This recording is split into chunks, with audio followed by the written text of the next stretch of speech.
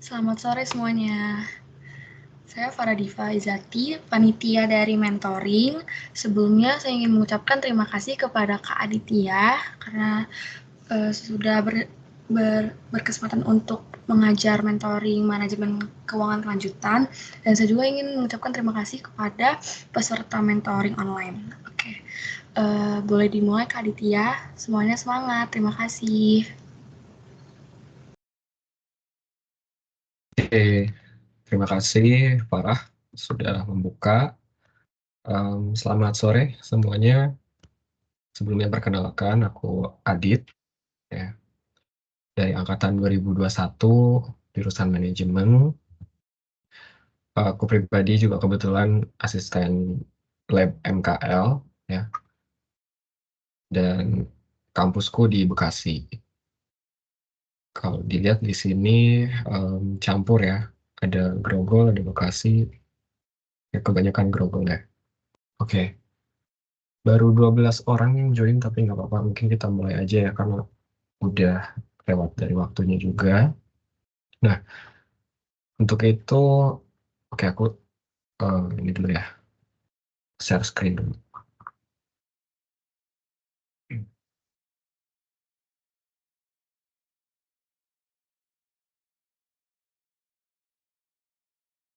Oke, apakah udah terlihat layar ini? Udah, Kak. Oke. Nah, teman-teman, jadi di kesempatan mentoring hari ini, yang akan dibahas itu adalah mengenai time value of money, stock valuation, dan juga leasing. Nah, dua materi lainnya yang eh, tidak dibahas hari ini eh, mungkin bisa dijadwalkan kembali oleh pihak panitia, karena memang tiga materi ini pun apabila di satu sesikan katakanlah 1 jam atau sampai 2 jam ke depan itu juga akan lumayan padat gitu. Jadi tidak memungkinkan untuk kita membahas 5 materi UTS, karena kan memang ada dua lagi ya, ada cost of capital dan bonds valuation. Nah, itu juga pembahasannya sangat panjang. Jadi aku kira 3 materi ini dulu yang akan dibahas pada kesempatan kali ini. Ya, ini pun jujur pribadi ini nggak tahu nih bakal sempat apa enggak gitu ya. Oke, kalau gitu kita langsung mulai aja ya teman-teman. Nah, melihat soal UTS MKL ya, MKL ya bukan lab MKL, MKL dosen. Ada soal SI itu di nomor 1 ya. Ini berdasarkan soal UTS tahun 2021 ya, genap. Di soal 1 itu dibahas leasing ya. Dibahas leasing, makanya di sini yang akan kita bahas pertama adalah mengenai leasing dulu.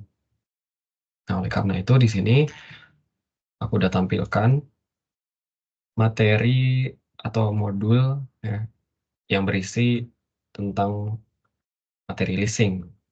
Nah, nanti juga modulnya bakal aku share via chat Teams ini ya. Nah, kita mulai teman-teman. Jadi leasing itu ya, seperti yang di sini disebutkan, merupakan serangkaian proses di mana suatu pihak dapat memperoleh atau menggunakan fixed aset tertentu melalui suatu perjanjian atau kontrak selama periode waktu yang telah ditentukan. Jadi basically leasing ini adalah kita bisa menggunakan atau bisa meminjam suatu fixed asset ya dalam kurun waktu tertentu dan dengan pembayaran tertentu juga yang nanti bakal kita hitung bagaimana cara menghitungnya. Ya. Tapi mostly di sini di modul yang ada di sini ya di halaman-halaman awal itu terkait eh, apa ya istilahnya, terkait materi istilah-istilah lah gitu, kayak operating list, financial list. Nah, mungkin yang perlu diperhatikan adalah salah satunya ini dulu ya, leasing dan lessor. Perbedaannya tuh apa gitu. Leasing itu pihak yang menyewa, ya, underline di sini menyewa. Kalau lessor adalah yang menyewakan atau yang memberikan sewanya atau si pemilik fix asetnya, ya. Nah, itu teman-teman nggak boleh ketukar di situ. Oke. Nah, setelah itu ke bawah-bawahnya ini sebenarnya lebih ke ya istilahnya apa ya, teori dan istilah-istilah aja gitu. Jadi mungkin nggak akan ada di soal hitungannya, tapi teman-teman perlu pahami barangkali nanti di apa, pilihan ganda bakal muncul ya. Nanti teman-teman boleh pelajari sendiri ya. Nah, ini juga ya, direct list dan lain-lain. Ini hanya istilah-istilah yang teman-teman nanti bisa pelajari. Yang kita fokuskan sekarang adalah bagaimana perhitungannya. Oke. Nah, ini istilah-istilahnya juga. Dan mungkin nanti pada saat perhitungan kita bakal lihat istilah tertentu. Nah, misalkan nanti teman-teman belum tahu, aku bakal jelasin juga sekalian pada saat perhitungan. Ya, nah sekarang kita masuk ke langkah perhitungan nih. Jadi langkah pertama itu kita harus menghitung yang namanya loan payment, teman-teman. Ya, loan payment dari apa? Loan payment dari interest and principal-nya. Ya, jadi ketika kita um, ingin memperoleh suatu fixed asset, apabila kita memilih untuk katakanlah membeli fixed asset tersebut, di soal nanti akan disebutkan bahwa pembelian kita terhadap fixed asset tersebut itu akan dibiayai oleh suatu instansi, katakanlah bank gitu ya. Nah, makanya disebut loan payment di sini. Kenapa? Karena kita beli fixed assetnya itu dibayarin oleh bank gitu. Nah, ini belum belum masuk ke opsi leasing ya teman-teman ya. Ini baru opsi pembelian loan payment. Nah, cara menghitungnya seperti ini rumusnya. Ya, total debt, jadi nanti ada di soalnya total nilai hutangnya itu berapa dibagi 1 min 1 plus R pangkat N per R. Ya, ini teman-teman juga perlu uh, latihan untuk mengingat rumus ini ya. Oke, ini rumus awalnya tuh ini teman-teman. Hasilnya akan kita pakai untuk dimasukkan ke tabel. Tabelnya bentuknya seperti ini ya. Ini kalau di sini teman-teman masih nerawang gitu ya, masih pusing gimana cara penerapannya. Tapi nanti pada saat kita masuk ke Excel ya, ke problem latihan, kita bakal sama-sama uh, pelajari tabelnya tuh gimana sih runtutannya. Ya. Nah, tapi intinya hasil yang ada di sini, hasil loan payment ini akan masuk ke sini teman-teman, ke tabel loan payment. Sorry, masuknya ke kolom loan payment. Ya, jadi kolom 1. Katakanlah kita kasih nomor kolom 1, 2, 3, 4, 5 gitu ya. Kolom 1 nih, untuk loan payment kita masukin ya. Dari atas sudah kita hitung. Nah, total debt itu adalah yang ini tadi. Ada juga nanti di soal angkanya. Oke. Nah, seterusnya kita tinggal ikutin aja nih rumus yang ada di kolom ini. Ya. Payment of interest adalah ya, tabel 2 ya, atau beginning year of principal dikali R. Nah, R ini adalah bunganya nanti. Ya, bunganya berapa persen nanti disebutkan di soal. Lalu kolom keempat, payment of principal. Nah, payment of principal ini kita tinggal mengurangi loan payment dengan interestnya gitu. Jadi tabel kolom 1 dikurangi kolom 3 ya. Nah, end of year principal ya, kita sesuaikan juga dengan perhitungan ini ya nih. Kolom 2 dikurangi kolom 4. Gitu aja teman-teman ngafalinnya ya.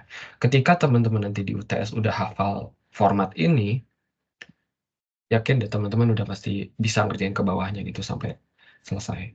Tapi ini baru tabel yang pertama ya, karena ada 2 tabel lagi untuk teman-teman hafalkan formatnya. Oke, nah ini untuk perhitungan ininya teman-teman. Itu sebenarnya untuk mencari payment of interest. Nah, yang di kolom ini nih. Ya, aku coba pakai pen ya, biar bisa coret-coretan.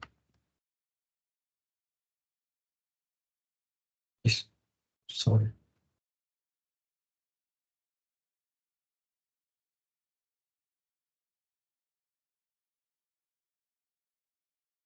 Eh, salah pencet.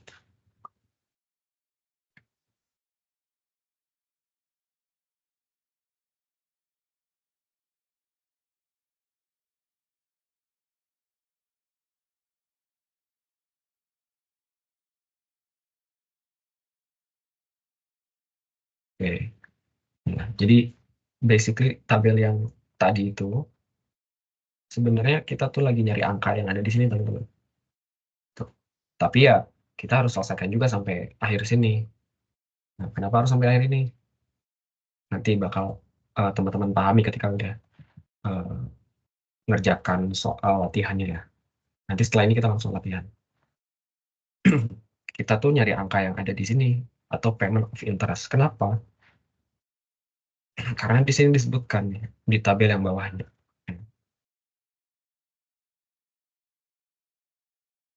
Karena di sini disebutkan di tabel yang bawah nih, tabel after tax cash flow purchasing, tabel interest ya atau kolom keempat itu asalnya dari step 1 kolom 3. Nah, jadi yang ada di sini nanti yang ada di kolom 3 akan dimasukkan semuanya ke sini. Gitu teman-teman. Ya. Untuk penunjang tabel berikutnya. Intinya seperti itu. Oke. Nah, ini teman-teman juga bisa lihat panahnya ya, arah panahnya. Bagaimana sih step pengertiannya ya? Teman-teman di tahun pertama penuhi dulu ya sampai end of year principal-nya dipenuhi. Nah, setelah ini dapat angkanya, pindahinlah angkanya ke beginning of year principal. Gitu ya, sesuai panahnya ya. Ini 3 tahun ya contohnya. Kalau 5 tahun berarti ya ada lima baris nanti. Gitu ya. Tuh. Oke, kita masuk langsung ke after tax cash flow purchasing.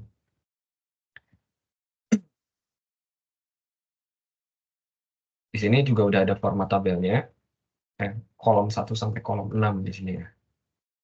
Nah, loan payment itu sama teman-teman dari yang ada di sini, loan payment.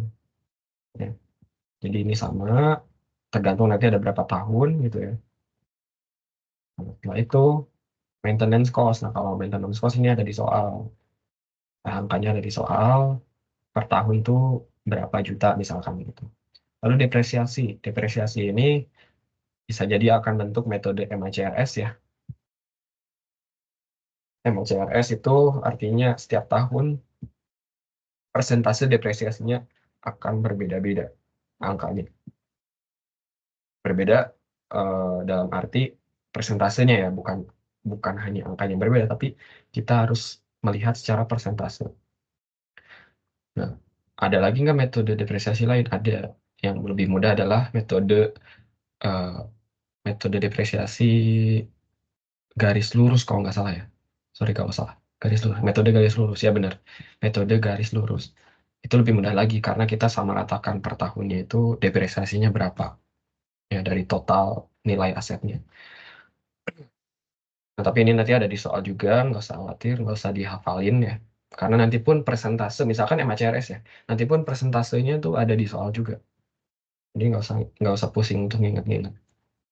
Nah, interest tadi udah disebutkan ya, berasal dari tabel yang sebelumnya. Lalu total deduction. Nah, total deduction ini tinggal teman-teman ikuti aja ya. Kolom 2 ditambah kolom 3 ditambah kolom 4. Tax shield ya, ini kolom 5. Ya, kolom 5 itu yang total deduction tadi. Dikali dengan tax rate. Nanti tax rate juga ada di soal. Nah, kolom terakhir, after tax cash outflow.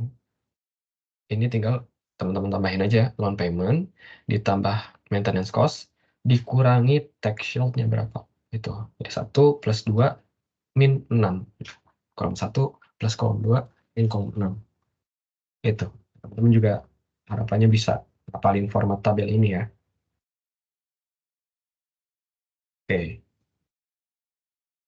Teman-teman sebelum kita lanjut ke pembahasan yang di bawahnya, ada pertanyaan dulu seputar tabel ini dan tabel ini.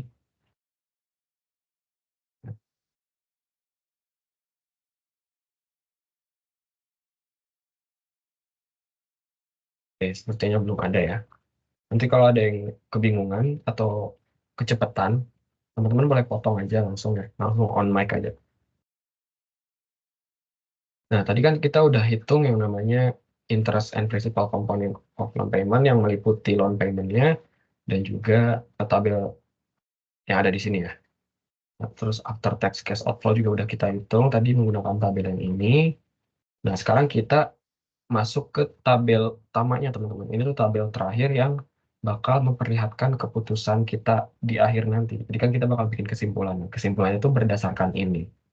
Nah, sebelum aku masuk ke tabel ini, aku jelaskan dulu konsep soal komprehensif di materi leasing ini ya. Jadi kayak gini nih soalnya. Nah, materi ini kan tadi leasing. Terus kenapa? Tadi aku jelasin di tabel 1 dan tabel 2 itu opsi purchasing-nya.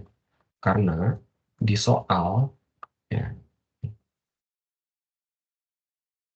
di soal, ya, di soal itu, kita disuruh untuk menentukan antara dua alternatif. Ya, alternatif leasing atau alternatif membeli sendiri atau purchasing. Itu. Jadi itulah kenapa tadi ada juga perhitungan purchasing. Dan purchasing itu dengan menggunakan dana dari bank. Nah, di sini disebutkan ada bank yang telah bersedia mendanai pembelian mesin. Akan selalu seperti ini setiap soal teman-teman. Itu materi leasing itu soal komprehensifnya konsepnya seperti ini. Ya, makanya untuk perhitungan leasingnya, kita lanjut nih ke tabel yang ketiga. Tabel yang ketiga ini, yang disebut cash outflow, formatnya akan seperti ini. Jadi kita bagi dua nih, antara purchasing dan leasing. Ya. Purchasing dan leasing di bawahnya itu formatnya sama. Ya. After tax cash outflow, PPIF, PP of cash outflow. Begitupun juga leasing. Ya. Sama formatnya. Gitu. Nah, cuma tentu yang membedakan adalah angka di dalamnya nanti. Nah, angka di dalam purchasing itu diambil dari step 2, kolom ke-7. Ya, step 2 nih, kolom ke-7, after tax cash outflow. Oke. Jadi itulah kenapa kita harus kerjain sampai kolom yang paling kanan gitu. Karena apa? Karena angkanya bakal kita ambil untuk di tabel ini gitu, ya. Kita ambil semua nih, kalau ada 5 tahun berarti kita ambil 5-5-nya ya. Ini contohnya misalkan 3 tahun, kita ambil nih 3 tahun.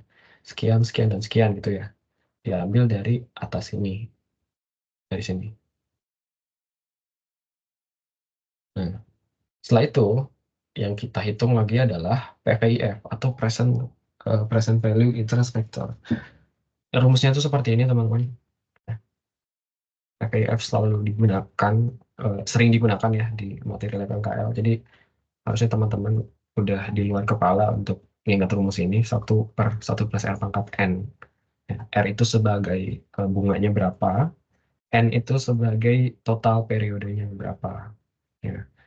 Apabila nanti ini di tahun ke-1, berarti 1/1 plus R pangkat 1.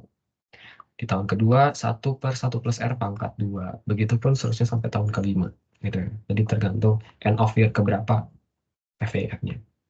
Nanti R-nya bakal disebutkan di soal. Bunganya itu berapa. Ya.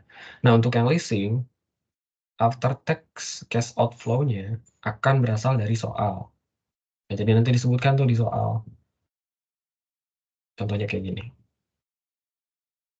Ya, alternatif leasing ya, kita baca bareng-bareng. Alternatif leasing. Perusahaan leasing akan memberikan sewa 5 tahun dengan harga sewa sebesar $8.000 yang dibayar setiap akhir tahun. Nah, $8.000 ini yang kita gunakan untuk dimasukkan ke tabel ini, teman-teman. Ya, semuanya 8.000 sampai ke tahun terakhir. Tapi ada pengecualian apabila ya, apabila dikatakan ada opsi pembelian, misalkan di tahun terakhir ada opsi pembelian, maka nah ini teman-teman bisa lihat panah merah ya, panah merah.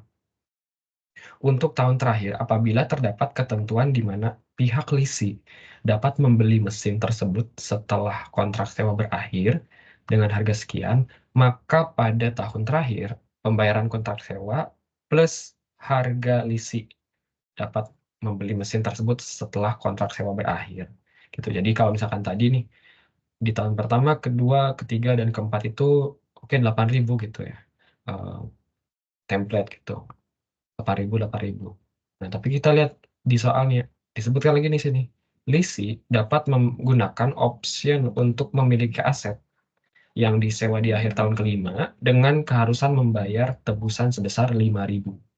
Tuh. Nah, jadi nanti di tahun kelima itu bukan 8.000 doang gitu yang dibayar. Tetapi 8.000 ditambah 5.000 itu. Tapi itu untuk di tahun terakhirnya saja. Di tahun 1, 2, 3, 4-nya itu tetap 8.000. Nah, nanti lebih detailnya bakal ada di pelatihan. Oke. Nah, PPIF masih tetap sama. PV of cash flow, PV of cash outflow itu tinggal dikalikan aja teman-teman. Kolom 1 dikali kolom 2. Kita taruh sini. Ya, ke bawahnya sini penjelasan-penjelasan yang tadi aku sebutkan ya. Jadi after tax cash outflow leasing tahun pertama sampai dengan kesekian itu sekian, ya, 37.500.000. Nah, tapi di tahun terakhir dia katakan ada penambahan 5 juta. 5 juta ini untuk apa? Untuk tadi opsi pembelian. Itu ya. Nah, untuk modul materi itu sampai segitu aja. Kita sekarang bakal lanjut kerjain soal ini ya, soal UTS. Soal UTS. Nah, sebelum kita mulai, sambil aku siapkan juga Excel-nya. Ada yang mau ditanyakan dulu terkait materi leasing.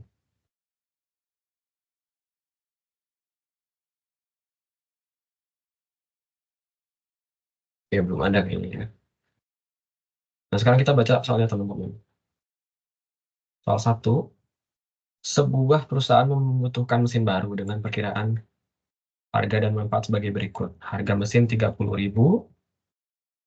masa manfaat 5 tahun, disusunkan secara garis lurus, tanpa nilai sisa.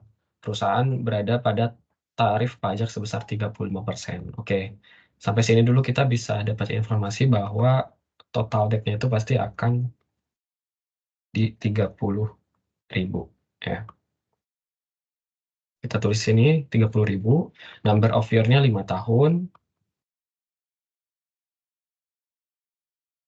Ya. Nah, terus interest rate di sini belum diketahui ya. Nah, tapi kita perlu tahu interest rate ini. Kenapa? Karena masuk dalam rumus loan payment. Kita lihat dulu aja ke bawah. Nah, lihat ke bawah, nah ternyata di sini di alternatif kedua. Bunga itu 10% per tahun. Oke, kita masukkan 10%. Oh ya, by the way ini, meskipun aku lagi bahas soal UTS MKL, ya, MKL dosen, di jawabannya ini, di bagian layar sebelah kanan, itu pakai format pengerjaan lab MKL ya teman-teman. Nggak apa-apa sebenarnya itu. Ini kan jawabannya betul dan runtutannya betul. Pun kalau misalkan ada template penamaan tabel yang berbeda, dosennya juga pasti tahu kok oh maksudnya ini gitu. Nggak apa-apa teman-teman mau pakai template ini, mau pakai template dosen. Mungkin teman-teman udah punya template sendiri dari dosen gitu ya, yang kalian harus terapkan biar dosennya paham. Ya udah teman-teman pakai itu, mungkin nama di tabelnya aja yang diubah-ubah gitu. Tapi nggak akan beda jauh sih, cuma beda tipis-tipis doang. Nah, angka total debt, number of year, sama interest rate kita udah dapat di sini. Kita tinggal masukkan ke rumus ini, loan payment. Ya. Loan payment rumusnya seperti itu, teman-teman harap dihafalkan juga. Setelah dimasukin, kalian hitung pakai kalkulator. Oke, hasilnya adalah segini loan payment-nya. Ya. Loan payment-nya adalah 7.914. Sebenarnya ini masih ada komanya di belakang, tapi teman-teman bulatkan aja nggak apa-apa. Atau enggak dibulatkan ke 2 angka di belakang koma ya. Itu lebih bagus. Nah, loan payment udah dapat. Nah, di sini itu sebenarnya udah menjawab poin nomor A. Kok poin nomor? Poin A gitu. Poin A, tentukanlah besaran angsuran atas pinjaman dari bank. Nah, ini yang dimaksud poin A itu ini. 7.914. Gitu. Ya. Nah, lanjut sekarang kita ke tabel yang pertama. Tabel perhitungan interest and principal dari loan payment-nya. Ya. Nah, seperti yang tadi aku bilang, loan payment kita masukin aja 7.900 ini ke tahun 1 sampai tahun 5. Ini sama semua ya. Oke, kita mulai dari tahun pertama, beginning of year principal. Nah, beginning of year principal ini adalah total debt-nya. Total debt di tahun pertama itu kan berarti total debt-nya masih 30.000. Ya, total utang. Kita masukkan 30.000. Nah, di sini interest. Interest adalah beginning of year principal dikali dengan interest rate-nya. Interest rate-nya adalah 10%. Jadi 30.000 dikali 10%. Hasilnya 3.000. Nah, untuk principal, ini teman-teman tinggal kurangi aja kolom 1 dikurangi kolom 3. Ya, karena ini menghitung pokok hutang. Nah, end of year principalnya tinggal kolom 2 dikurangi kolom 4. Ya, 30.000 dikurangi 4.900 sekian ini. Ya. Nah, 25.085. Enggak, teman. Ya. Nah, yang dimaksud end of year principal ini adalah sisa hutang kita di akhir tahun gitu. Intinya itu seperti itu. Sisa hutang kita di akhir tahun yang tidak termasuk dengan interest. Ya. Nah, end of year principal ini kita pindahkan aja ke tahun kedua. Jadi end of year principal tahun pertama akan menjadi beginning of year principal tahun kedua. Gitu. Ya, sama ya angkanya ini. Ini aku kasih panah. Dari sini masuk ke sini. Gampang ya. Oke, tadi juga udah dikasih lihat alurnya seperti apa. Nah, begitupun seterusnya ya teman-teman ya. Ini dikali 10% nih. 25.000 sekian dikali 10%, karena menghitung interest. Ya. Prinsipal, tinggal kayak tadi. Kolom 1 dikurangi kolom 3. Loan payment dikurangi interestnya. End of year sama kayak tadi. Perhitungannya kolom 2 dikurangi kolom 4. Begitu terus ya sampai ke tahun kelima. Ini aku langsung singkat aja skip ya, karena ini bakal kelamaan kalau satu-satu. Nah, yang bisa memastikan kita benar dalam perhitungannya adalah ini teman-teman. Angka 0 di akhir tahun. Di akhir tahun terakhir ya. Ini kan 5 tahun. Nah, kalau di tahun terakhir itu angkanya udah 0, itu berarti udah benar perhitungannya. Teman-teman udah benar ngitung interestnya di sini. Ya. Nah, kalau misalkan nanti dalam perhitungan teman-teman kayak masih ada 0,0 sekian sekian sekian masih ada gitu sisa sedikit banget. Nah, itu mungkin cuma perbedaan dalam pembulatan beberapa angka di belakang komanya gitu ya. Karena kan tadi di ini pun 7.914 ini sebenarnya ada komanya tuh. Ada komanya. Nah, cuman di sini dipersimpel aja. Jadi nanti kalau misalkan teman-teman setelah dihitung masih ada sisa sedikit, ya itu teman-teman langkahnya udah bener. Cuma karena eh, masalah pembulatan doang, jadi ada sisa sedikit banget gitu. Misalkan $1 atau sekian dolar. Nah, teman-teman di situ nolkan aja. Ya, karena itu akan dianggap udah benar gitu. Kecuali memang ujiannya nanti pakai Excel. Nah, kalau ujiannya nanti pakai Excel kayak gini ya wajib harus nol kayak gini. Tuh. Tapi kan nanti kan kita pakainya kalkulator. Ya. Oke, jadi intinya ini harus nol yang menandakan bahwa kita udah benar ngitungnya. Nah, lanjut ke tabel berikutnya, teman-teman. Sebelum kita masuk ke tabel berikutnya, kita harus tahu beberapa informasi dulu. Ya, informasinya itu diantaranya maintenance cost per year, ya, maintenance cost per year, dan tax rate. Nah, tax rate-nya tadi udah disebutkan di awal soal ya, 35%. Kita masukkan 35%. Maintenance cost per year. Nah, maintenance cost ini untuk opsi purchasing ya. Ya, di sini jangan lupa bahwa perhitungan tabel yang kedua ini adalah menghitung after tax cash outflow opsi purchasing. Jadi fokus kita di soal itu harus ke opsi purchasingnya dulu nih, yang ada di bawah alternatif kedua. Nah, dia bilang maintenance cost-nya itu Oh ini, di kalimat terakhir. Perusahaan akan membayar sejumlah $1.800 setiap tahun untuk kontrak pemeliharaan. Oke, kita masukin 1.800 di sini ya. Nah, kita mulai isi tabelnya. Yang template-template kita langsung masukin semua aja teman-teman. Kayak loan payment ini kan sama nih, sama yang atas ya. Ini sama ini sama. Kita masukin. Interest juga, interest tuh kita udah hitung tadi di sini, di tabel pertama. Ya, jadi kita salin aja ke sini semua angkanya. Oke. Nah, terus, nah ini maintenance cost juga kan sama, selalu 1.800 ya maintenance cost. Nah, sekarang kita masuk ke perhitungan depresiasi. Depresiasi dia katakan selama 5 tahun disusutkan secara garis lurus. Artinya, semua eh, penurunan depresiasinya itu dibagi rata. Jadi, katakanlah tadi total asetnya atau total nilai asetnya adalah 30.000 ya, teman-teman. Nah, berarti setiap tahunnya itu akan disusutkan dengan porsi yang sama sampai 30.000 ini habis. Nah, artinya berarti kita harus eh, mengkalikan, harus membagi 30.000 ini dibagi 5 tahun. Tuh, ya. Jadi 30.000 dibagi 5 tahun. Maka hasilnya adalah, sorry, Hmm.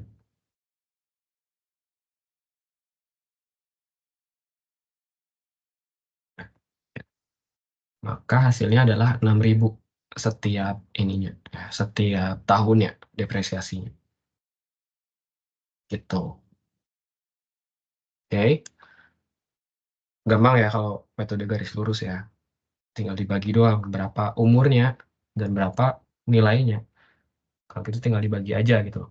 Nah, beda dengan perhitungan metode MACRS. Kalau MACRS itu ini aku kasih lihat contoh soalnya aja ya. Nanti kalian bisa latihan sendiri untuk yang leasing UTS Lab. Nih kayak gini. MACRS 3 tahun. Presentasinya seperti ini. Ya, 33%, 45, 15, dan 7. Nah, kenapa ini 3 tahun tapi kok persentasenya ada 4 gitu ya? Karena persentase terakhir ini, yang 7, adalah nilai residu, teman-teman. Nilai residu itu nilai sisanya. Jadi setelah semua depresiasi 3 tahun, nilai sisanya itu cuma 7%. Nah, jadi tahun pertama itu 33%, tahun kedua 45%, tahun ketiga itu 15%. Nah, ketika udah tahun ketiga, berarti nilai sisanya adalah 7%. Itu contoh MACRS. Tapi untuk yang soal UTS MKL ini yang sedang kita kerjakan, itu nggak ada ini nih ya, nggak ada MACRS-nya, tapi pakai metode garis lurus. Gampang. Nah, total deduction sama kayak tadi ya. Oh beda sebenarnya kalau untuk tabel ini. Kalau yang di atas, total deduction itu, oh yang nggak ada.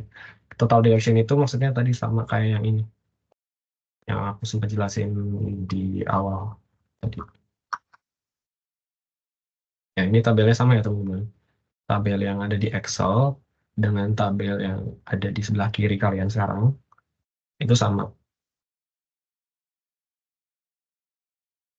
Ya, cuma yang dipersimpel aja.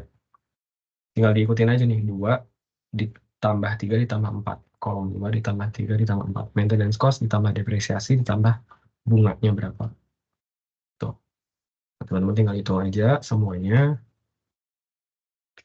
Nah, untuk tax shield itu kita lihat lagi tax rate-nya berapa. Tax rate-nya 35%. Tax rate 35% dikalikan dengan kolom kelima. Dikalikan dengan 10.800 untuk yang tahun pertama. Begitupun tahun seterusnya. Ya, dikalikan semua dengan tax rate. Nah, after tax cash outflow adalah kolom 1, loan payment, ditambah kolom 2, maintenance cost, dikurangi kolom ke-6, tax shield. Ya, tahun 1 sampai tahun kelima, teman-teman bisa hitung seterusnya ya. Hasilnya seperti ini. Oke. dikerjakan berurutan ya kalau bisa ya teman-teman ya. Jadi kalau tadi kan mungkin karena udah ada angka di tabel atasnya, kita langsung masukin aja gitu ya, sama-sama ya. Ini sama, sama. Nah, kita kan tadi ngitungnya yang ini dulu nih. Terus ke sini, terus ke sini. Tahun 1, 2, 3, 4, 5. Kalau bisa sih berurutan. Ya. Nah, tabel kedua udah beres. After tax cash outflows untuk opsi purchasing. Nah, yang bakal digunakan nanti adalah di tabel terakhir ini adalah yang ini, teman-teman, yang paling kanan. Ya, yang ini akan kita pindahkan ke bagian sini. Ya, kita lihat aja nih, sama hasil angkanya. Oh, 5.934, ya. Tahun pertama 6.106, tahun kedua dan seterusnya. Oke, tapi sebelum kita masuk ke tabel yang terakhir ini, kita harus menghitung dulu list payment per year. Sebenarnya ini udah ada soal, nggak perlu dihitung ya. List payment itu maksudnya yang ini teman-teman. Yang tadi sempat kita bahas juga di awal. Bahwa harga sewa untuk 5 tahun itu $8.000. Ya, $8.000. Kita masukkan ke sini. Kita catat. $8.000. Ada purchase option nggak? Ada di listing ini. 5.000. Ya, di kalimat terakhir ada 5.000. Kita masukin. Tax rate-nya masih tetap sama, 35%. Nah, di sini disebutkan terkait maintenance cost ya. Dengan catatan semua maintenance cost akan ditanggung oleh lessor dan biaya lain yang muncul selama operasional mesin perusahaan menjadi beban perusahaan. Jadi untuk maintenance cost kita nggak ngeluarin biaya, makanya di sini listrik. Tapi bisa jadi ada nanti di soal UTS. Makanya di sini rumusnya untuk menghitung after tax cash outflow from leasing adalah lease payment ditambah maintenance cost dikali 1 min tax rate. Ya, itu cara menghitungnya, rumus perhitungannya. Karena di sini tidak ada maintenance cost, ya udah tinggal 8.000 aja dikali dengan tax rate-nya. Ya. Jadi hasilnya 5.200 teman-teman.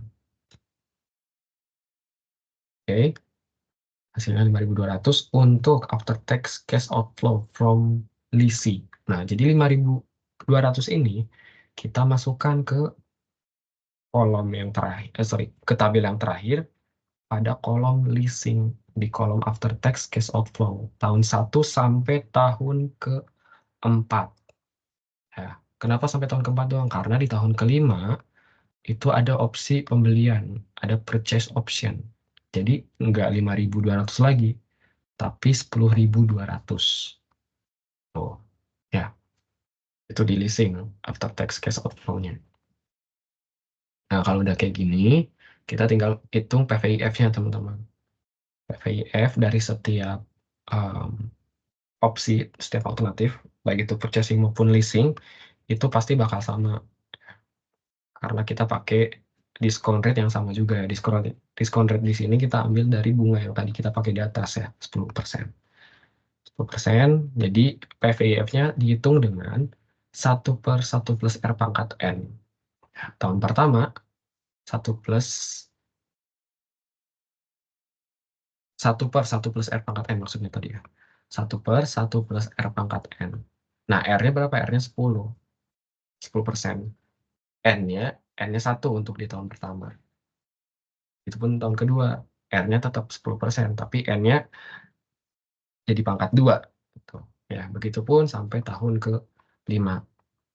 Ya. PVIF, leasing, ataupun purchasing, itu pasti bakal sama. Kalau kita udah ngitung ini nih, PVIF ini, kalau kita udah ketemu semua, ya udah angkanya tinggal pindahin aja ke sebelah kanan sini, teman-teman. Ya, PVIF untuk leasing. Karena pasti bakal sama hasilnya gitu. Nggak usah teman-teman hitung ulang, nanti buang-buang waktu. Ya. Nah, udah. Dari sini kita tinggal kalikan aja. After tax cash outflow dikali dengan PVIF-nya. Makanya di sini bakal muncul present value of cash outflow ya, dari setiap tahunnya, tahun 1 sampai tahun 5. Begitupun di leasing ya, sama. After tax cash outflow dikali PVIF-nya. Ya. tinggal kita total aja, baik di purchasing maupun leasing kita total. Nah, di sini kita membuat yang namanya keputusan alternatif. Jadi berdasarkan perhitungan yang udah kita hitung ini di tabel terakhir, maka keputusan kita adalah memilih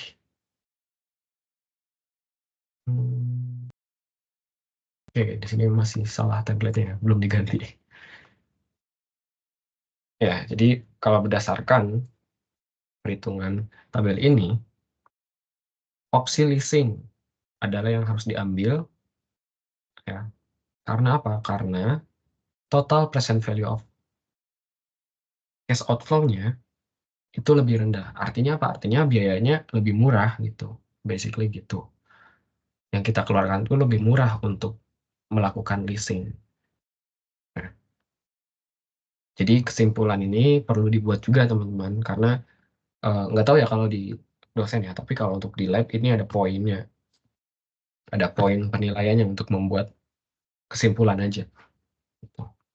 Ya, teman-teman boleh bikin kalimat sendiri lah senyaman mungkin, tapi eh, intinya harus menjelaskan keputusannya itu seperti apa. Apakah memilih purchasing atau memilih leasing, dan sebutkan apa alasannya gitu. Alasannya sih ya tinggal sebutkan aja bahwa present value-nya itu lebih rendah. Present value of cash outflow-nya itu lebih rendah. Nah, artinya apa? Artinya itu lebih murah. Itu aja. Oke, itu teman-teman untuk proses pengerjaan materi leasing, ya, soal komprehensif dari soal MKL ya, soal dosen. Sejauh ini ada yang kebingungan atau ada yang kurang jelas, boleh ditanyakan dulu sekarang sebelum kita masuk ke time value of money, ya.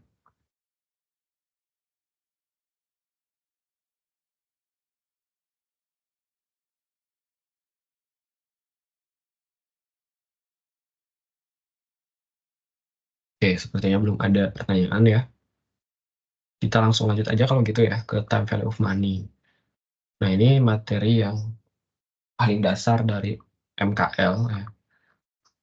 Kenapa kita tadi ke leasing dulu ya, karena eh, menurutku ini yang paling perlu dipahami untuk saat ini ya, karena pasti kalian juga sekarang minggu terakhir itu baru belajar leasing gitu. Jadi mumpung masih hangat gitu loh dari di ingatan kalian juga. Dan karena memang cukup rumit juga ini ya, perhitungan tabelnya ada 3 gitu ya. Jadi biar memantapkan eh, pemahaman kalian dulu di leasing. Nah, itu pun kan tadi lumayan tuh memakan waktunya berapa puluh menit. Untuk TVOM sekarang kita bahas, setelah itu baru ke stock valuation kalau keburu, ya. Dan ini Excel juga nanti mungkin nggak tahu ya, pihak panitia boleh di-share apa enggak gitu ya. Nanti mungkin boleh ditanyakan. Tapi yang pasti kalau untuk ini, untuk materi yang ini, ya, untuk materi ini nanti bakal aku share di kolom chat ya. Nggak cuma 3 materi ini doang ya. Nanti ada cost of capital dan juga post valuation. Nah, tapi teman-teman, materi ini, modul ini, itu nggak bisa diandalkan untuk ngerjain soal UTS ya. Artinya apa? Maksudnya untuk belajar dari sini aja tuh nggak akan cukup gitu. Modul ini kita gunakan hanya sebagai alat bantu aja untuk nge-refresh ingatan gitu tentang rumus, tentang istilah gitu loh. Kalau teman-teman mau latihan ngerjain soal hitungan, itu nggak bisa cuma belajar dari sini doang gitu. Karena harus latihan, harus banyak-banyak latihan. Lihat Excel-nya lagi, teman-teman kerjain lagi sendiri di eh, kertas masing-masing gitu ya. Karena nanti pada saat ujian pasti kan kita berpacu dengan waktu ya. Coba bayangin aja ngerjain 5 soal dengan waktu 2 jam atau 2,5 jam, lupa ya. Cuma kalau dari sini sih 2 jam ya. Kalau dari soal ini sih 2 jam. Nah, coba. kalian atur waktunya sendiri tuh. 2 jam ngerjain 5 soal. Kalian juga harus tahu prioritasnya tuh seperti apa ya. Apakah kalian unggul di materi A atau B gitu ya. Bebas terserah kalian atur strategi masing-masing untuk mencapai nilai yang maksimal lah teman-teman. Oke kalau gitu tanpa berlama-lama lagi ya kita langsung ke time value of money aja. Nah seperti tadi kita bakal bahas dulu konsepnya. Tapi di sini aku pun nggak akan terlalu detail ya. Aku yakin teman-teman juga udah pelajari dan ini mungkin bisa dikatakan materi paling dasar, jadi mungkin relatif lebih mudah daripada materi yang lain. Jadi intinya time value of money ini menyatakan bahwa nilai uang sekarang dengan nilai uang di masa yang akan datang itu tidak akan sama ya nilainya. Makanya di sini gagasan besarnya adalah nilai mata uang sekarang tidak sama dengan nilai mata uang masa depan. Di sini udah ditulis juga. Ya. Makanya ada istilah future value atau nilai uang saat ini di masa yang akan datang.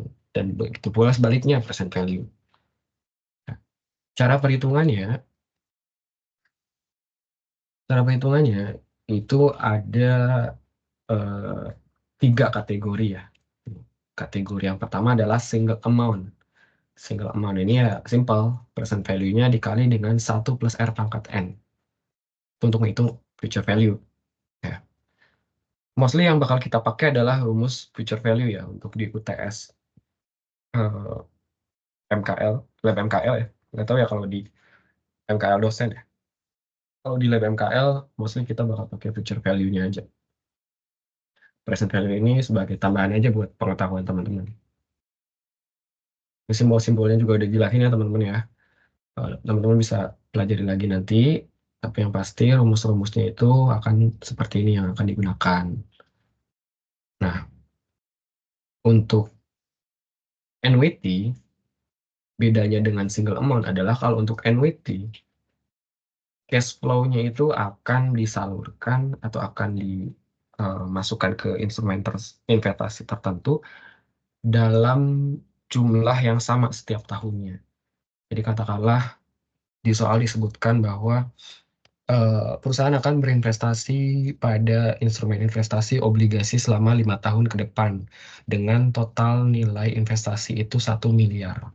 Nah, berarti per tahunnya berapa tuh? 1 miliar dibagi 5 tahun. Jadi 1 tahunnya cash flow-nya adalah 200 juta. Nah, itu yang akan menjadi cash flow-nya. 200 juta dikali bla bla bla bla ini gitu. Ya, ini rumusnya teman-teman perlu dihafal juga. Ya, latihan juga. Oh ya, jangan lupa juga latihan untuk kalkulatornya ya. Karena kalau kalau teman-teman udah paham bagaimana cara penggunaan kalkulator, ngitungnya pasti bakal cepat banget gitu. Ini mungkin sekedar tips dari aku ya. Kalkulator itu kan yang saintifik itu ada yang memadai untuk kita ngitung ini, ada juga yang kurang memadai gitu. Artinya apa? Kalkulatornya itu nggak ada opsi pernya, teman-teman. Nggak ada opsi per. Yang aku kasih lihat ya. Kan ada per-pernya nih, ada apa ya? Pecahan, ada pecahannya nih. Ya, 1 plus R pangkat N min 1 per R gitu ya. Nah, ada aja kalkulator itu yang nggak bisa nih langsung dimasukin per sekian, itu nggak ada. Ya. Jadi cuma bisa 1 garis doang gitu.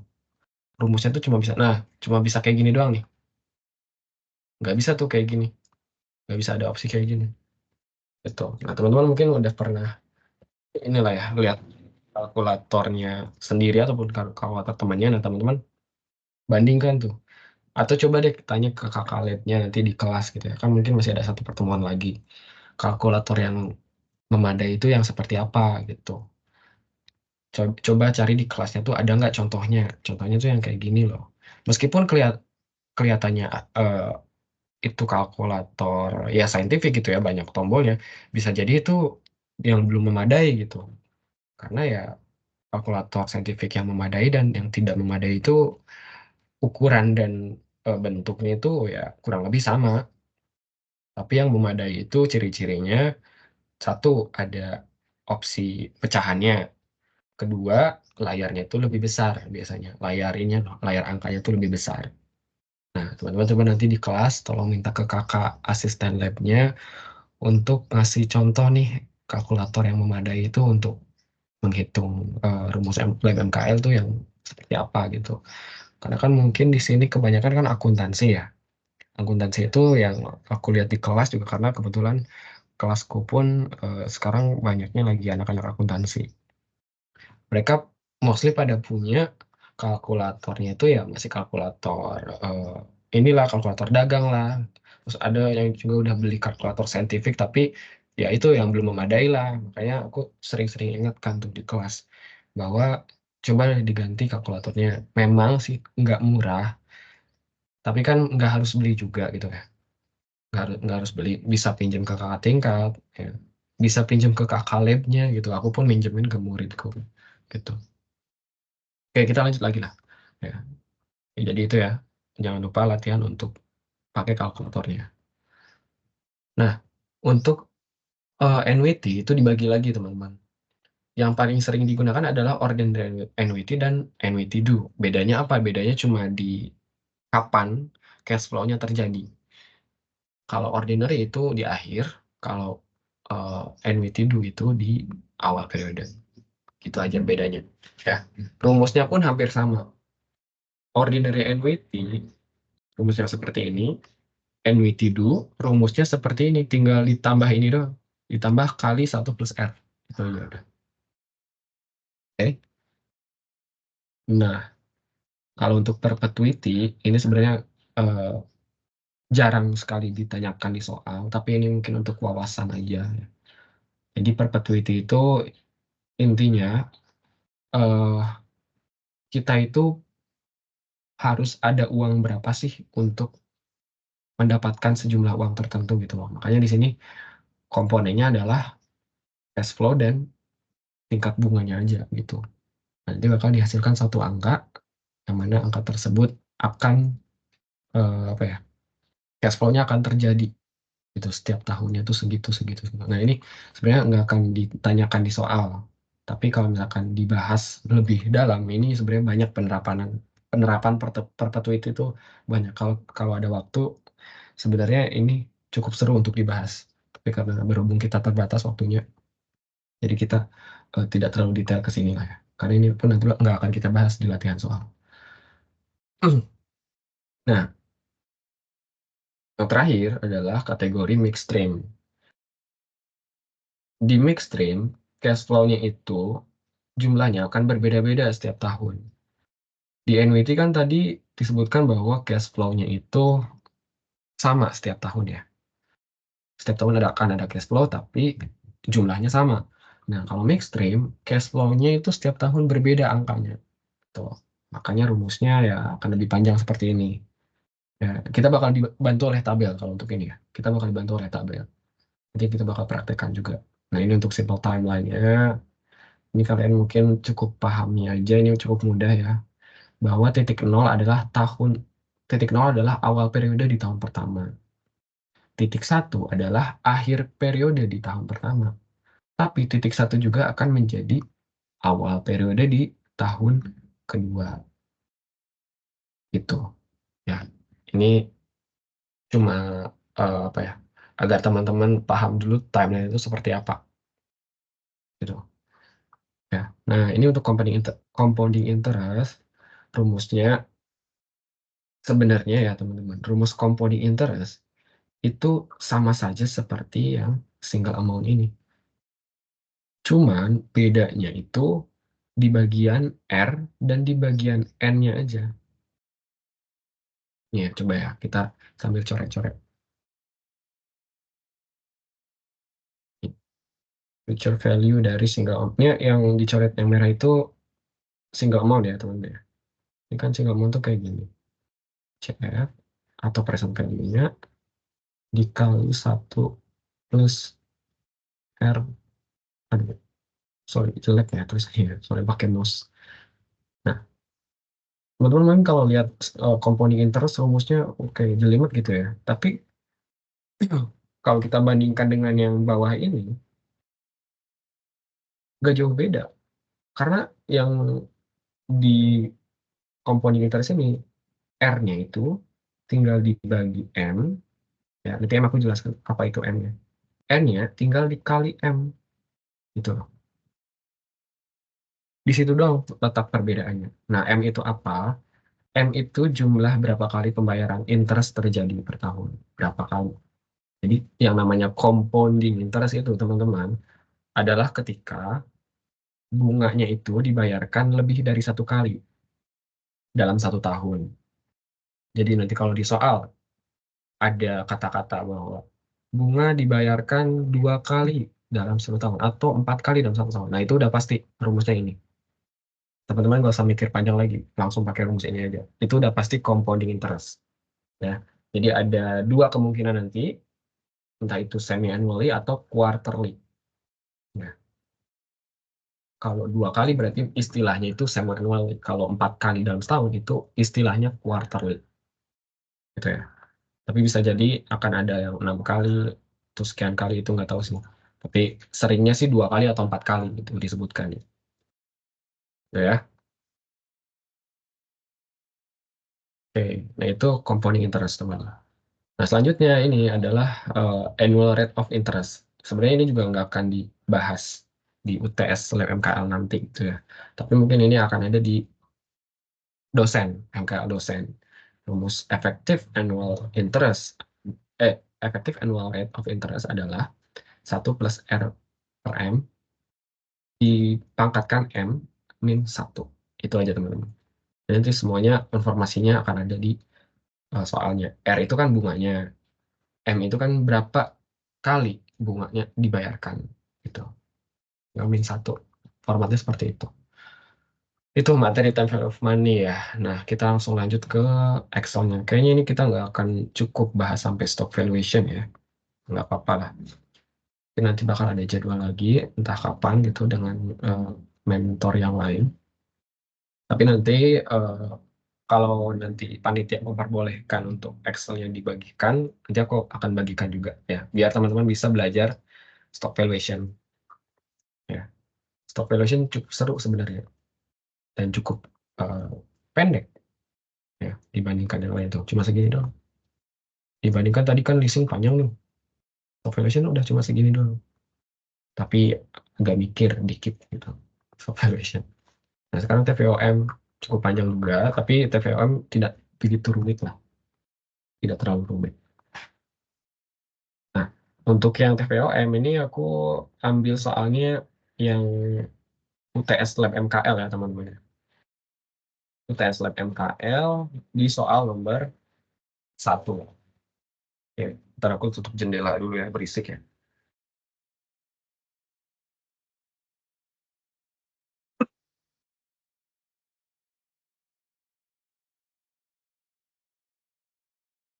Oke, kita baca dulu sekilas soalnya. Oh ya, konsep soal dulu deh. Konsep soalnya tuh seperti ini, teman-teman. Di soal time value of money, akan dituliskan beberapa alternatif investasi. Akan selalu seperti itu. Akan ada 3, selalu ada 3. Ya. Nah, tujuan akhirnya adalah setelah kita menghitung sekian banyak alternatif ini, kita harus memutuskan alternatif mana yang paling menguntungkan. Ya, artinya yang angkanya paling besar gitu nanti di akhir. Nah, makanya di sini di akhir nih, bakal ada yang namanya keputusan investasi. Alternatif 1, 2, dan 3 itu berapa? Makanya nanti akan ada keputusan lagi di bawahnya nih. Penjelas apa? Ada kalimat bahwa perusahaan sebaiknya memilih alternatif 1 atau 2 atau 3 gitu ya. Karena nilainya paling tinggi, contoh misalkan. Gitu. Jadi intinya itu yang kita lakukan ketika menghitung time value of money. Nah, kita hitung satu-satu sekarang, alternatif 1, 2, dan 3. Di paragraf yang pertama itu biasanya kayak gini, memang disebutkan total nilai investasinya itu berapa. Nah, di sini disebutkan 900 juta rupiah. Ya, 900 juta rupiah. Kita langsung catat aja di sini sebagai dana untuk alternatif. Nah, ini, dana yang akan diinvestasikan. lama tahun investasi 3 tahun. Kita tahu 3 tahun dari mana? Nanti kita lihat nih di alternatif pertama. Bagaimana cara kita menentukan bahwa ini tuh lamanya 3 tahun. Meskipun di sini disebutkan bahwa eh, dia ini akan mendirikan perusahaan dalam 4 tahun yang akan datang, nah teman-teman jangan langsung pakai angka 4 tahun ini, ya. Karena ini belum tentu sama dengan umur investasinya. Umur investasi, ya, atau lama tahun investasi, kita harus lihat dulu di dalam poin alternatifnya. Ini di alternatif pertama ya. Nah, di sini aku skip dulu langsung ke kalimat terakhir. Teman-teman fokus ke kalimat terakhir. Investasi ini dimulai dari akhir tahun 2021 sampai awal tahun 2025. Nah, teman-teman jangan lupa juga untuk menyertakan akhir tahun dan awal tahun untuk menentukannya. Ya, ini balik lagi ke yang namanya timeline tadi. Kan 21 sampai akhir tahun 21. Kita lihat tadi yang timeline ini. 1, 2, 3. Oke. Nah, kita katakanlah tadi ini tahun 2021 ya. 2021, maksudnya 21, 22, 23, 24, 25. Ya, ini tambah lagi 1. Nah, teman-teman, tadi yang disebutkan adalah umur atau lama investasinya adalah dari akhir 2021, ya. Akhir 2021 berarti mana? Bukan di sini dong. Berarti akhir 2021 adalah di sini, di awal 2022. Gitu. Nah, jadi ini kita hitung dari sini. Hitungnya gini, 1, 2, dia bilang apa? Dia bilang berakhir pada, sorry, jadi soalnya apa ya? Dimulai dari akhir tahun 2021 sampai awal tahun 2025. Nah, artinya lama investasinya itu tadi dari akhir tahun 2021. Ya, 1, 2, 3, 4. Sampai awal tahun 2025 gitu loh. Jadi kita hitungnya gini, 1 tahun, 2 tahun, 3 tahun gitu ya. Jangan dihitung dari sini teman-teman. Kalau kita hitung dari sini pasti bakal jadinya 4 tahun. Sedangkan dia bilang dimulainya itu dari akhir tahun 2021. Berarti bukan dari sini, tapi dari ini awal tahun 2022. Karena tadi aku bilang juga bahwa akhir tahun 2021 itu sama dengan awal tahun 2022. Karena memang gitu ya teman-teman ya. Jadi ini adalah 3 tahun. Karena di sini disebutkan lama investasinya adalah 3 tahun. Ya, kita taruh 3 tahun di sini. Kita masuk ke alternatif yang pertama. Alternatif pertama dikatakan di sini dia berinvestasi di 2 macam instrumen investasi, teman-teman. Di obligasi dan di saham. Ya, teman-teman bisa lihat di sini dengan porsi 3:1. Jadi 3 untuk obligasi, 1 untuk saham. Perbandingannya 3:1. Nah, kalau kita udah melihat perbandingan kayak gini, teman-teman, kita harus membagi dulu pastinya ya. Porsi obligasi berapa, porsi saham berapa. Nah, kita sekarang hitung dulu porsi obligasinya. Kita hitung kayak gini. 3/4 dikali total dana investasinya 900 juta. Ya. Langsung aja dibagi 3. Kenapa? Karena kita mau menghitung per tahunnya berapa. Gitu. Ya. Kita mau menghitung per tahunnya itu berapa sih.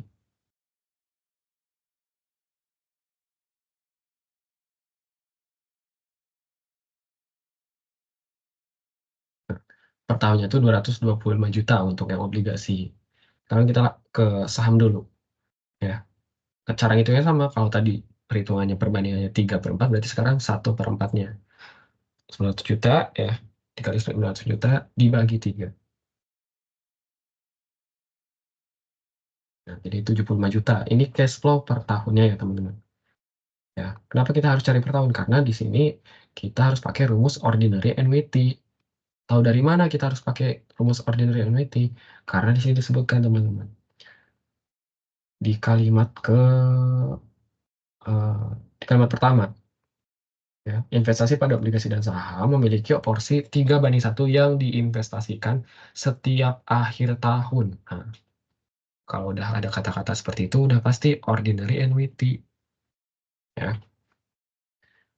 ordinary annuity. Oke, kita lihat cari R-nya. R itu tingkat pengembaliannya ya. Tingkat pengembalian untuk obligasi adalah 10%. Ya, 10%. N-nya 3 tahun. Ya udah, kita masukin ke rumus ini. Cash flow dikali 1 plus R pangkat N min 1 per R. Nah, angkanya kita masukin seperti ini. Teman-teman boleh sambil latihan, masukin angka yang ini ke kalkulator masing-masing. Ya, sambil latihan. Nah, setelah itu angkanya pasti akan hasilnya segini. Ya, coba teman-teman cek perhitungan teman-teman di kalkulator kira-kira sama nggak nih kayak gini. Kalau masih beda berarti ada yang salah. Input angkanya ada yang salah. Itu untuk obligasi. Ya. Sekarang kita masuk ke saham. Saham itu katanya tingkat pengembaliannya itu 2,5% lebih besar dibandingkan tingkat suku bunga obligasi. Jadi 12,5%. Ya. N-nya berapa? N-nya sama 3 tahun. Masukin lagi ke rumusnya. 75 juta dikali 1 plus bla bla bla bla itu ya. Nah, teman-teman sesuaikan, teman-teman latihan juga boleh. Hasilnya itu 254 juta. Sekian, gitu ya. Nah, future value dari obligasi dan saham ini kita jumlahkan. Jumlahkan sebagai total future value pada alternatif pertama. Itu. Ya. Di alternatif pertama itu nilai investasinya apabila nanti dipilih, nilai investasinya itu akan sebesar 999 juta sekian. Itu teman-teman. Itu alternatif pertama, udah beres. Alternatif kedua, kita masuk hitung. Ya, kita baca dulu di soalnya. Mendepositokan seluruh dana yang dimiliki oleh Sandbox Bank selama 4 tahun ke depan. Oke. Bunga deposito akan dibayarkan secara quarterly dengan tingkat suku bunga 10% per annually. Lebih rendah dibandingkan investasi yang dilakukan Bank Bingung. Oke. Nah, di sini kalau udah ada kata-kata dibayarkan secara quarterly, ini udah pasti compounding interest. Ya, jadi rumusnya akan seperti ini. Ya, present value kali 1 plus R per M, pangkat N kali N. Pangkat N kali M. Nah, kita hitung dulu present value-nya. Itu udah langsung 900 juta. Nggak perlu kita bagi-bagi lagi, karena kita ini berasal dari sumber instrumen investasi yang sama. Jadi dari deposito. Oke. 10% lebih rendah daripada maksimum bank. Oke. Nah, dia bilang di sini bunganya itu, nah ini juga hampir terkecoh nih. Ya. Teman-teman lihat kalimatnya. Bunga deposito akan dibayarkan secara kuartalnya dengan tingkat suku bunga 10% per annually lebih rendah dibandingkan investasi yang dilakukan di Bank Bingbong. Bank Bingbong ini di mana? Itu di alternatif ketiga. Ya, alternatif ketiga yang dimaksud Bank Bingbong itu. Nah, dia bilang itu 10% lebih rendah. Bukan bukan bunga depositonya 10%, tapi bunga depositonya itu 10% lebih rendah. Makanya di sini 15% yang dari bunga Bank Bindung dikurangi 10% berarti 5%. Makanya di sini di input Excel-nya pun ada yang salah ya. Di sini udah diubah, nanti ke bawahnya juga pasti akan berubah. Ya. Jadi R-nya itu adalah 5%. Nah, N-nya itu 4 tahun ya. Sudah disebutkan di sini. Selama 4 tahun. Oke, jadi perhitungannya seperti ini. Ya, tinggal ini aja diubah jadi 5%. Hasilnya 1 miliar 97 juta sekian. Nah, itu alternatif kedua, cepat ya. Karena cuma satu instrumen investasi. Karena tadi di alternatif pertama itu ada dua instrumen investasi, obligasi dan saham. Jadi kita harus ngitung dua kali. Terus kita jumlahnya ini. Nah, alternatif ketiga sekarang. Teman-teman kalau misalkan kecepatan atau ada yang kurang paham, boleh langsung on mic aja ya. Langsung dipotong aja, nggak apa-apa. Berhubung ini kita berpacu dengan waktu, di sini aku bakal lanjut ke alternatif yang ketiga. Nah, ini juga ada salah input nih. 15%. Oke, kita lihat alternatif ketiga, menabungkan seluruh dana yang dimiliki ke Bank Bimbung setiap akhir tahun, returnnya 15% per annually, aliran dana di setiap tahunnya dapat dilihat pada tabel berikut. Nah, jadi kalau udah ada tabel kayak gini, itu udah pasti mix stream, teman-teman. Ya, mix stream. Rumus yang harus digunakan adalah rumus mix stream. Nah, kalau tadi kan mungkin di materi yang time value of money, mix stream itu rumusnya panjang kayak begini ya. Agar memudahkan kita untuk menghitung mix stream, kita bakal pakai bantuan table. Tabelnya seperti ini. Ya, tabelnya seperti ini agar kita lebih mudah hitungnya. Tentu kita harus kumpulkan dulu beberapa informasinya. Ya, disebutkan return-nya atau R-nya adalah 15%. Sudah kita masukin 15%. N-nya berapa? N-nya 4 tahun. Dari mana ya? Ini tabelnya juga udah memperlihatkan bahwa cash flow-nya pasti dalam 4 tahun. Ya, 1, 2, 3, 4. Oke. Nah, hal pertama yang harus kita buat adalah arus kasnya dulu pasti. Cuman di sini kan cash flow-nya itu setiap tahun ada yang bolong-bolong nih. Tahun 1 oke, udah ada angkanya 400 juta gitu ya. Tapi tahun kedua ya belum ada, tapi di sini istilahnya ada teka-tekinya gitu lah. Nah, teman-teman mungkin yang jurusan akuntansi kan pasti banyak menghadapi yang seperti ini ya. Jadi mungkin udah gampang lah menghadapi yang kayak gini gitu. Nanti di UTS pun akan seperti ini teman-teman. Ya, bakal ada banyak teka-teki tabelnya gitu. Tapi ini mudah lah. Nah, ini gampang, ya tinggal dihitung aja 2/5 dari tahun pertama itu berapa, 1,5 kali dari tahun kedua itu berapa gitu ya. Nah, singkat cerita kita udah dapat lah arus kasnya sekian gitu ya. Arus kasnya tahun pertama sekian, sekian, sekian. Present value, ya present value of interest factor atau PVIF, menggunakan rumus yang sama. Ya, 1/1 plus R pangkat N. Ya, ini, tapi di pangkatnya itu, di tahun pertama, ya karena ini kategorinya adalah mix stream akhir tahun. Tadi kan mix stream itu ada dua juga teman-teman. Ada mix stream akhir periode, ya. Ada mix stream awal periode. Bedanya apa? Bedanya cuma di pangkatnya doang kok. Ya. Pangkatnya itu kalau yang awal periode adalah N-1. Kalau yang awal periode adalah N-0. Dimulainya tuh dari N-1 atau N-0. Gitu. Ya. Jadi karena di sini disebutkan uh, cash flow-nya adalah setiap akhir tahun, maka di rumusnya itu pangkatnya adalah dimulai dengan N-1. Nah, karena tadi 4 tahun ya, jadi di tahun pertama pangkatnya adalah 4-1. Tahun kedua pangkatnya 4-2. Begitupun seterusnya sampai ke tahun keempat. Nah, ini hasil angkanya. Ya, teman-teman tinggal kalikan aja arus kas dikali dengan future value interest factor-nya. Future value of cash flow-nya kita hitung hasilnya segini. Ya. Jadi arus kas dikali future value interest factor. Kita tinggal totalkan aja. Tahun 1 sampai tahun 4 kita totalkan ya. Hasilnya adalah 1,1 M. Oke. Itu alternatif ketiga. Udah kita selesai hitung.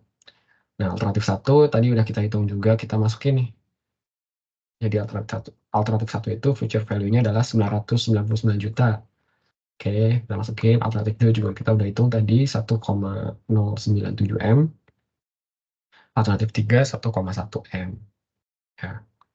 Nah, Dari ketiga alternatif ini yang angkanya udah ada, teman-teman bisa lihat mana yang paling menguntungkan, gitu. Angkanya yang paling besar. Kalau tadi kan di leasing ya, karena ini konteksnya adalah pengeluaran, ya, konteksnya ada pengeluaran, jadi kita pilihnya adalah yang paling murah, kan gitu ya. Paling murah adalah mana? Leasing kalau ini. Jadi keputusannya adalah kita harus memilih leasing. Tapi kalau di time value of money, karena konteksnya adalah nilai akhir investasi, maka kita ambil angkanya yang paling tinggi.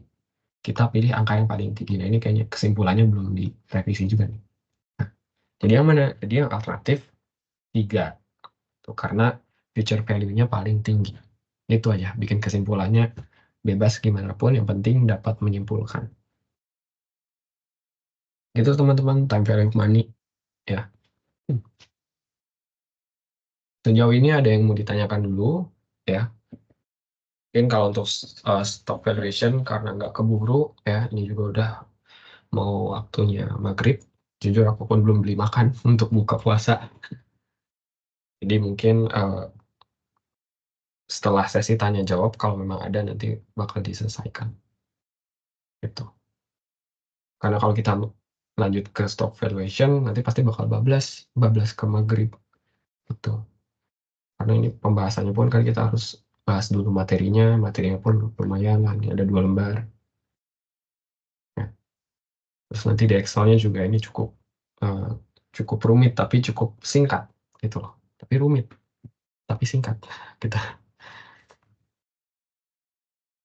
gitu teman-teman.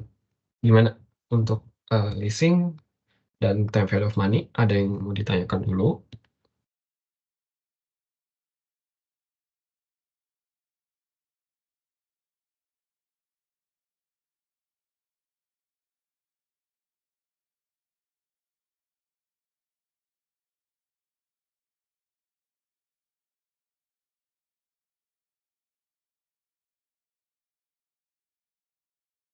Untuk materinya nanti bakal dikirim malam hari ya teman-teman ya.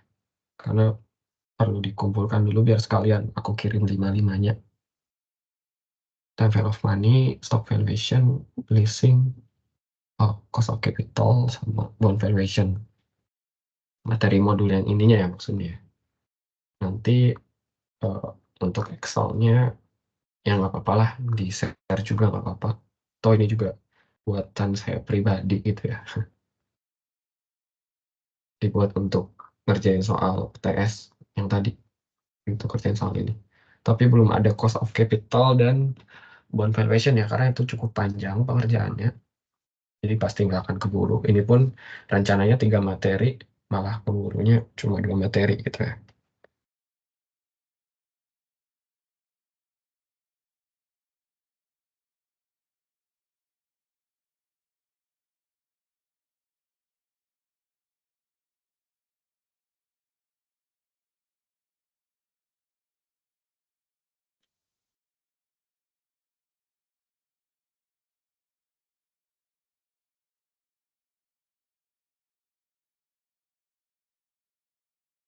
Oke, gimana kira-kira teman-teman?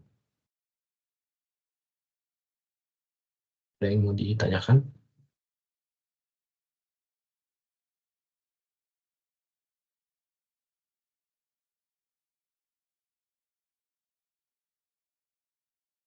Sudah jelas, Kak. Oke, sudah jelas ya.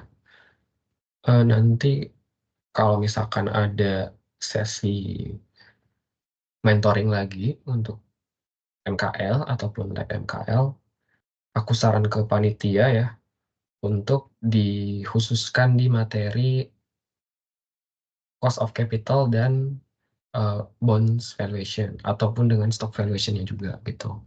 Kenapa? Karena hari ini udah time value of money dan leasing gitu. Jadi biar nantinya nggak ngulangin materi yang sama lagi, biar lebih lengkap pembahasannya. Karena sebelumnya pun untuk pertemuan ini aku kan nggak diinstruksikan untuk menyiapkan materi tertentu gitu ya. Karena cuma diinfokan untuk mentoring lab MKL ataupun MKL aja udah gitu. nggak ada disebutkan materi apa gitu. Aku pun jadi bingung sih kemarin mau bahas materi apa gitu ya. Karena kalau misalkan dibahas semuanya pasti nggak akan keburu. Pasti harus ada pertemuan tambahan ke depannya. Nanti siapapun mentornya, di-request aja ke mentornya ya. Di-request ke mentornya untuk membahas materi yang belum dibahas hari ini. Itu. Kalau nanti mentornya aku lagi, ya pasti aku bakal bahas materi lain. Ya tadi, entah itu cost of capital atau bonds valuation. Dan sebenarnya kalau misalkan tadi mulainya lebih awal gitu ya, di jam 4, sepertinya bakal cukup sih ke stock valuation gitu. Bakal cukup kayaknya. Cuma berhubung tadi mungkin yang join masih sedikit gitu ya. Jadi belum dimulai tadi.